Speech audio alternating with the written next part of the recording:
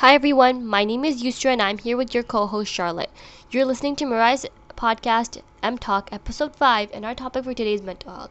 We have a wonderful guest speaker joining us today, Eesha. Hi Eesha, thank you for joining us. Would you like to give us a short introduction about yourself before we begin? Hi everyone, so my name is Eesha. I'm a grade 10 currently in Canada. And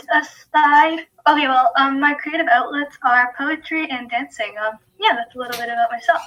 Thank you so much. Thank you for your time, and let's begin. So, I know that mental health is a big topic for you, and we're going to talk about that a little bit. So, just to begin, what does mental health mean to you? Mental health is everything to me. I think it's such a big part of your wellness, and I think at the end of the day, your wellness is ultimately what you're living for, right?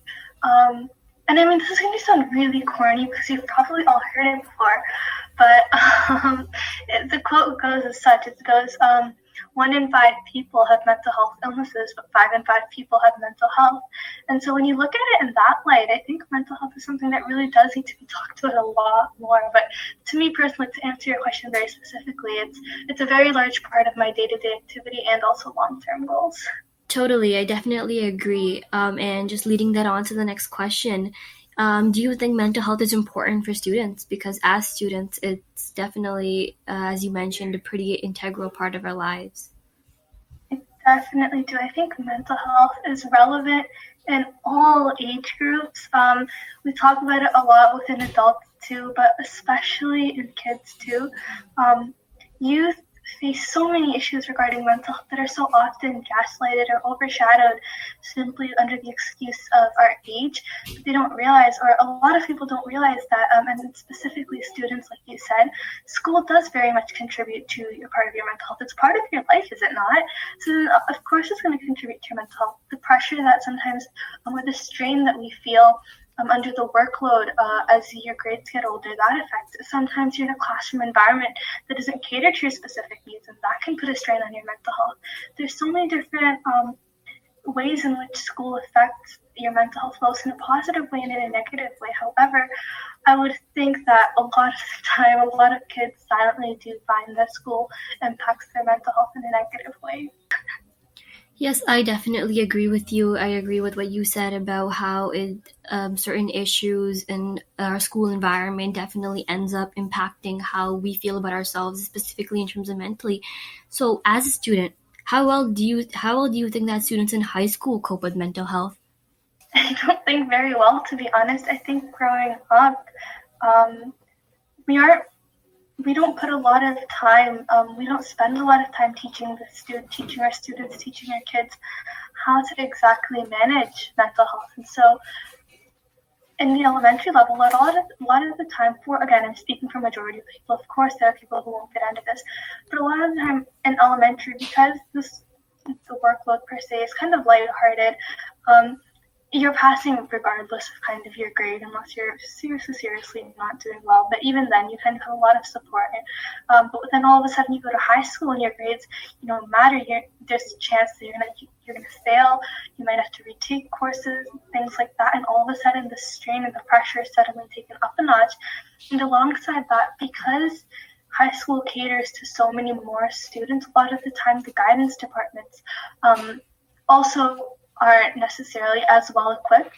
And so I just feel like as we get older, a lot of times students feel like they have this expectation put on them to be able to, all of a sudden pop into high school with their mental health perfectly in balance, and overall just knowing how to manage it when it isn't balanced.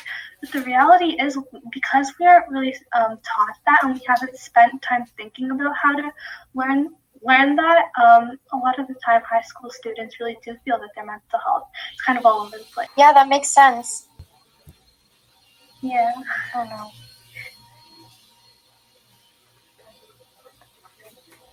Okay, 1 second.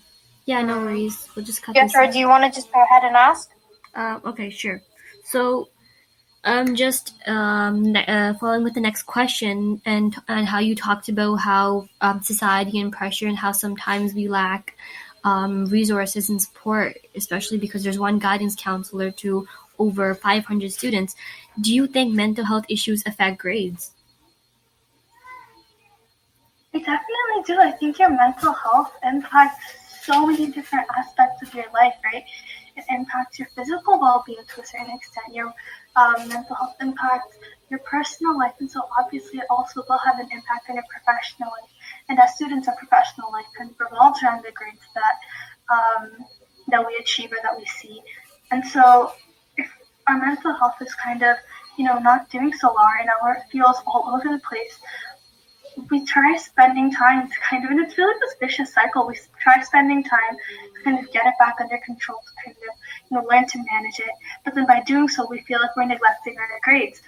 And then our grades get affected, and then we feel even more upset, and it triggers our mental health even more. And that's, it's this really, like I said, vicious cycle that's created. And the indirect answer to your question, I do think that mental health affects grades. I think that if it hasn't been taken care of properly, then we can see that reflected through the grades more often than not. There are some people, however, and I would like to kind of bring attention to that too, who make it seem as if, they're kind of doing really well in all aspects. They might be the top of the class. They might be, the number one friend in the friend circles. However, they also struggle. So there's no real way that mental health looks. For some people, it tends to impact grades. For others, they're able to hide it. But it definitely does have the potential to impact your grades. Yeah, I definitely agree with you. As you mentioned, like specifically during this time of year, we're seeing such issues rise up, and that sometimes mental health is disregarded, even as students, specifically as students, to be honest. So what has been your experience with mental health before and since the start of the pandemic? Because it's been a rising issue as we start studying school online, and we're seeing much less interaction between people. And as you mentioned it, specifically during this time of year, we're experiencing a lot of changes. It has, definitely, hasn't it? Quarantine has brought about so many changes. And we just recently passed the 1-year anniversary. I was literally reflecting on it, and I thought, oh my goodness, it has been one, hell of a roller coaster kind of getting to this 1-year anniversary of quarantine. In terms of how my mental health has kind of been impacted or changed, it's definitely been a ride. I mean, I think for the first kind of, I would say 2 months of quarantine, I was just so relieved because going to school, at times it felt like there was a lot of social pressure put on, but being at home, I saved so much energy just in terms of transiting other small things, that accumulated energy that I was now saving, plus kind of not having to interact. So for the first 2 months, I actually felt a bit of relief, but that very quickly then kind of switched into what I call the quarantine blues, which was I was then going through, isolation, feeling isolated from everyone, feeling, and then kind of taking a very realistic scenario in the sense that taking the reality, which is you aren't kind of, in the midst of people, and then your mind kind of takes away and kind of finds a way to make it even more dramatic than it already is. And while it's all valid, it's just kind of the workings of your mind, or at least, again, I don't want to speak for anyone else. That was kind of my experience. And then so for the next couple of months, I found myself, in a bit of a slump, kind of being like, I miss talking to my friends, I miss seeing everyone. And as much as I appreciate the time and the space that quarantine has given, or the solitude really, to explore myself, to kind of get to know myself better, I really do wish I had my friends by my side right now. And so the lack of social interaction really did play a very big part in mental health up and over. In terms of, you mentioned the workload and everything, I'm going to be honest, I'm very lucky, and I recognize that I'm one of the lucky people who will be able to say this, but I found learning over quarantine to be just a bit more favorable, in the sense that I'm very lucky. I've had really good teachers who found a way to kind of support us and encourage us through the workings of this year. And again, I mentioned I saved so much transit time, so I've been able to then put that time to study, or, to put it to other uses.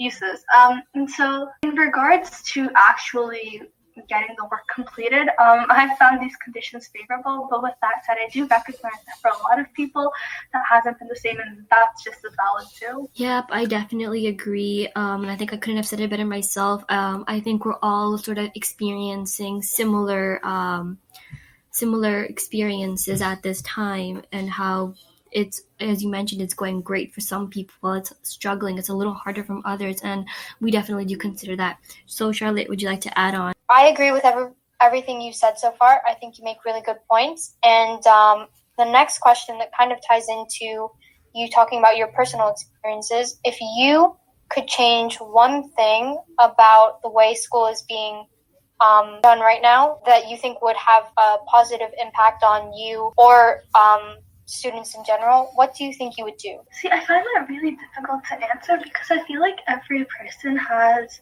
their own needs. But I think in order to kind of still cater to that and still give you an answer, I would say I would really ask teachers to talk to their individual students and work out ways to cater for their mental health, and really show a genuine openness. I feel like the environment that teachers create is probably one of the biggest factors, at least in my experience, of kind of whether or not my experience of the course and of the class was really fun or not. I can give a prime example. My English teacher was one of the most sweet, genuine, and authentic people that I think I've met. And this was literally through digital learning, right? But she still kind of found a way to let us know that our mental health was valued and that our experiences were valid, and she wanted us to come forth if we were having trouble. And that kind of authenticity really comes forth. And so I think the one change, I guess, that I would implement is to ensure that all teachers are kind of carrying the same things, that they're making sure that their classroom ambience, call it, or atmosphere is one of openness, and they really find a way to get that through to their students to then be able to accommodate for everyone else. I think that's really important. Yeah, that makes a lot of sense. So just in your opinion, how do you think society views mental and physical health differently? Because that's often a very controversial topic. And do you think that both should be addressed in the same manner? So in regards to physical health, obviously it has also its own stereotypes that need to be battled in regards to shape being prioritized over actual health. But I think overall, physical health is given the attention it needs, at least in comparison to mental health. Again, we still do have a long way to go in terms of overcoming certain stereotypes. But in comparison to mental health, I'd like to believe at least that most countries in this world do enforce remaining healthy, as much as you can throughout your life. I think we've all come to kind of accept that the body is the vessel through which you're kind of experiencing your life. And so if you don't take care of it, then you're going to kind of find yourself in trouble. And so because that's a general rule that seems to be accepted, physical health does seem to be given the attention that it so rightfully deserves. Now, that said, there are also so many places in stark contrast to what we said for physical health, where mental health is disregarded. There's so many communities in which it's looked down upon if you struggle with it. A lot of times, I've had friends talk to me about this, saying how, other people in their lives make them feel ashamed for struggling with their mental health. And because of that, they then seem to kind of struggle with it more. And I think it's really unfortunate because as much as the body is the vessel for containing your life, your mind is the vessel for your experience of it, right? If you look at scenery around you, you can have two people looking at scenery, but one is in a healthy state of mind, a positive one. They're able to appreciate it, see the beauty, find joy out of it. But if the person right beside them is suffering and in a not so stable state of mind, that same beauty won't appeal to them. And so I always see this, and I've said this before, I'm going to repeat myself because I tend to go off on tangents quite a lot. While your body is the vessel through which you're kind of bearing that life force, your mind is the vessel through which you experience it. And so I think both are equally as important in their own regards. So I really do think that it is important for us as a society to be more welcoming, and to be more open in terms of conversation about this. Yeah, for sure. With that, I was wondering about your opinions on the way online school is being run. Your experiences with it. There's lots of room for kids to not show up to online class or to potentially cheat in tests and stuff like that, or they'll not pay attention during their meetings and they'll just do all their work at once and then slack off the rest of the day. And obviously, I'm not saying you do any of that, but what's your experience on it? Do you like how you have to, it's the way it's being run? So I think all of what you said is repercussions of pre-existing habits that were formed, or pre-existing kind of habits, whether they were in terms of actions or thoughts or mindset. The way that we're kind of the things that we're seeing happen now in this period of running online school is kind of a repercussion of that. I'm in regards to my specific experience with it. Again, I'm very, very, very fortunate to have just not really had much of the scope to complain, to be honest. I've had really nice teachers who've been able to kind of get their work through to the class, and I'm lucky I've been able to understand all that they're teaching and kind of keep up with it. And every time I ask a question, they've been really kind and been able to answer all of it. In regards to kind of the way that things have been run, the cheating and things like that, I think in students' perspectives, what's happening is they're trying to do what works best for them. And I'm not saying cheating is what's best for you, but I'm saying in their perspective, that's probably what it's coming down to, that it's a lot easier to have schoolwork be easier now. And so, I mean, I'm not in the position to really say whether something's right or wrong. At the end of the day, you're the one person who knows what's working best for you or not. But for me, I can obviously, if you'd like, can obviously kind of go into some of my habits in terms of how I've taken school on during online learning. But in terms of what others are doing, I don't really think I'm in a position to say whether they should be doing that or not. Yeah, of course. You can definitely go into kind of how you've been dealing with it if you want. In terms of, my kind of, habits. Now, I've always been a bit of an early bird, so this sounds so cheesy and corny. Please don't judge me for being that one girl. But, I've always kind of, even before online school started, I woke up early. I really enjoyed the morning tranquility. Again, I find that it helps bringing it back to mental health. I find it helps me start my day off better and kind of keep a stable mental health baseline. And so I've always kind of woken up early. And so that's continued essentially is what I'm trying to say throughout quarantine. I've kept waking up early, kind of giving myself the first 2 hours of the morning to, get ready for the day. And then, so my school starts at 8:15, and by 8, I'm usually, done breakfast, gotten ready, got the laptop, and then I'm able to then kind of be attentive and focus on work. But with that said, I'm not saying I don't, watch YouTube videos sometimes, or I don't, have my off days. But as a general rule of thumb, I've found a way to start the school day, fresh, and therefore attentive. And then, I'm also very lucky. I have over a 2.5 hour break, which I think works out really well after my first period class, just simply because of the way that online school was worked out. And so then I'm able to use that break to then rejuvenate, do some schoolwork, eat lunch, all that. So I've been able to adapt my schedule to the schedule that they've provided, and thus I think be able to kind of work around it and develop habits that have kind of supported my mental health. Thank you. Yeah, definitely. No I'm problem. glad to know that you valued self-care just before COVID and after. And you really mentioned how you've got these strong characters in your life, like teachers and these support, so just leading on. So how do you think strong relationships help a person with mental health issues? I definitely think they have so much impact on us. Now, before I even get into, interpersonal relationships, I think the one good thing that's come out of this Solitude is that it's given us a chance to kind of connect with ourselves, that intrapersonal relationship, which I think is also, it's because it's the baseline for your interpersonal relationships. First, you really do have to develop that and make that strong.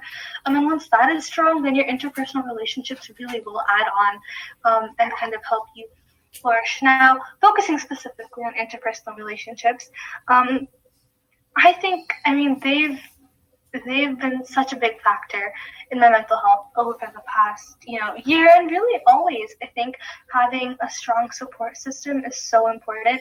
Again, I'm very lucky. I have very kind parents who are able to guide me in the direction that I need and the way that I need as well.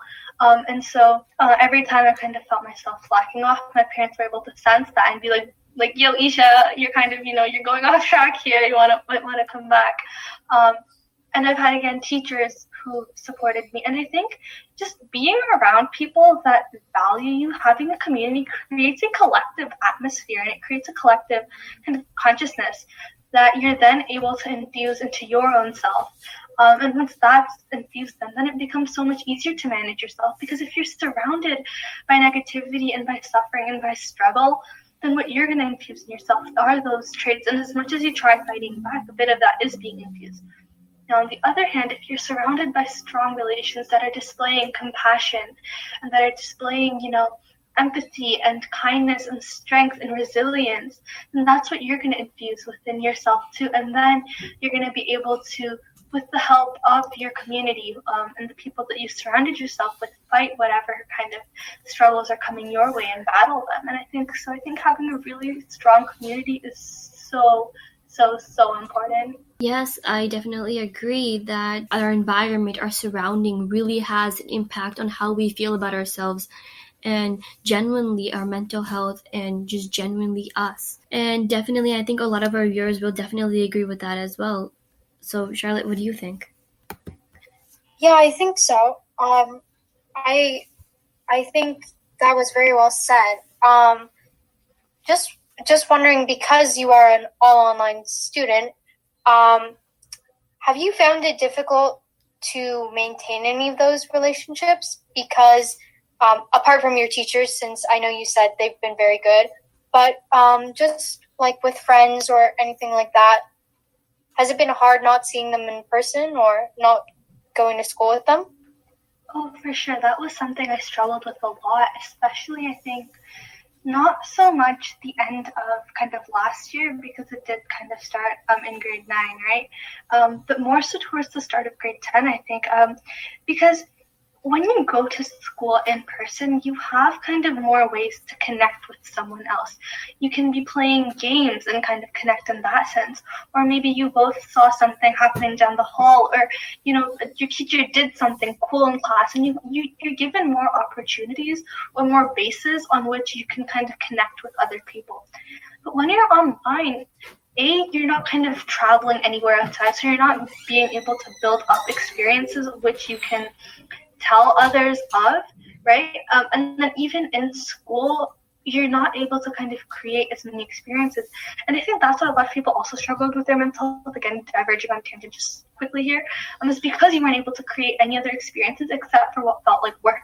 And a lot of people had a lot of time, had a lot of trouble adjusting to that, and rightfully so as well. But I think specifically for me, that's what made it so hard, is because I felt like then, and it really showed me that how big of a role school played in allowing me to connect with some people. And there were some good things that came out of that and some bad things too, right? Like, I realized, I was like, do I really want the basis of all my personal connections to be on school, which is only a part of my life? Like, do I really want to make school the whole of my life? But then on the other hand, the people who I wasn't really, super close friends at school gave me the opportunity to still, say hi to them down the hallway, or smile at them, or just, laugh about something funny that, we both heard about. Whatever it was. But then when you kind of switch to completely online, and because I was one of the few people who started out actually completely online, I think a lot of people, at least in my school, for the first, we have what we call the quadmester model now, and so for the first quadmester, a lot of people did go in person, but I stayed online. And so so another thing was just seeing them interact and not being able to do that really kind of took a toll on me as well. And then kind of just last but not least, over kind of digitally, it raised the question of how am I supposed to connect with people? What do I talk about? It seemed as if the only time I really talked to someone else, the same messages were passed of, how's quarantine been for you? What have you done to keep yourself occupied? And beyond that, we couldn't really talk about anything else. And so, because I think digitally, it's hard to just be. When you're looking at interpersonal connections, you have two levels, right? A, you're either giving something, it's an exchange, you both are giving something to, that relationship, whether, one person's bringing in the humor, one person's giving the humor and the entertainment, the other's, giving insight or whatever it is, there's an exchange going on, which means both parties are giving. And then the other kind of level of interpersonal relationships is just being. We're both just kind of being in each other's presence, and then just kind of unfolding, I guess what you could say, your truest or deepest self. And that sounds kind of corny, but digitally, there's shallow ways, I guess, that you can just be. Like the best you can do is just FaceTime someone, and then just do other things. But then again, but even then, like, it just doesn't feel the same as being in person, right? Online or over digitally, in order to maintain a healthy, communicate that to a lot of my close friends very early on, and then say, look, because I can't promise that I'll have new things to update you on every day, let's call every couple of weeks and just hold this really long catch-up session where we then kind of think of it like a jar, right? Where your jar of experiences or things to kind of just give fills up by the end of a certain number of weeks, and then you're kind of emptying it out in that conversation and letting them know things that happen in your life and things like that. And then again, you kind of don't talk for 2 weeks, and then you hold up another catch-up session. Because if I kind of ignore that quarantine has completely changed the way in which dynamics should kind of be going on, and I still try to, make an hour-long conversation with people every day, at least for me, again, I'm speaking only for myself, I know that wouldn't have worked. So that's kind of my take on it. That was kind of long, I'm sorry. No, don't apologize. We love hearing your thoughts, and very, especially when you're really candid about it. So our last question, to your knowledge, what are some tips or resources that you think good for students? Because most students know about like Kids Help Phone, other resources, their guidance counselor, like you mentioned, but they're in theory they're good, but some students are too shy or whatever the thing may be. Is there anything that you yourself have found really helpful that you want to share? Creative outlets. Before you kind of mentioned, so at first, the first thing that came to mind was Kids Help Phone. Admittedly, I haven't actually used it in quarantine, but before quarantine, I really did find that resource helpful, especially when I just needed someone, I think, to understand. However, like you say, it does take some time warming up to them and getting used to that concept. And I know the first few times that I reached out to them, I actually didn't feel quite as helped as I would have liked to. And in that case, I've always turned to a creative outlet. I know we say, you don't have to be skilled at this, whatever that activity is to enjoy doing it. And that sounds cliche to say, but I'm very honest when I say that, right? My creative outlets I mentioned at the start were dancing and poetry. Whether you prefer digitally creating something, painting. If you're new at painting, take a canvas and just splash like colors on it just to see the final outcome, and I promise you'll still feel good by the end of it, just seeing the blend of colors, right? Whatever it is, I think finding a creative outlet will quite literally, like, it'll save you. It saved me this quarantine, right? When I felt myself going places I didn't want to be, having those creative outlets was what I turned to, and it was the way that I channeled all that negative energy and kind of brought it out of me. So creative outlets is one big thing that I can say. Another thing, which again, I recognize how hard. So aside from having a creative outlet, something else that I recommend, and I recognize how hard it is in this time, but I recommend kind of trying to reach out to others and keeping those kind of friendships alive as well as you can, like to the best of your ability. There was one thing that is said where it was we were physically distanced but not socially, and like again, that's another corny quote that I remember that was kind of going around, I think, at the start of quarantine, but I think it does hold truth in the sense that and we said this before, having the right people around you really does make a world of a difference. And then last but not least, take advantage of the solitude. So we've spent so much time talking about the ways in which kind of quarantine has put strain on us, but quarantine has also given us a really beautiful gift, which is the gift of time. And this time and also the gift of space, we kind of, and I know I really do recognize that some people they'll agree with this, and that's completely okay. I'm completely speaking for myself and my experience. But the time and space that quarantine gave us, the solitude that I found, I was able to kind of invest that into myself again and be able to, learn more about myself, be able to build a stronger relationship with my mind and my thoughts. I was able to physically, take care of my well-being, whether that be physically, mentally, spiritually even, right? There's so many different ways, I think, that you can just start, I think, trying to rebuild that connection with yourself. And so those are my top 3 ways. Find a creative outlet that really does help you.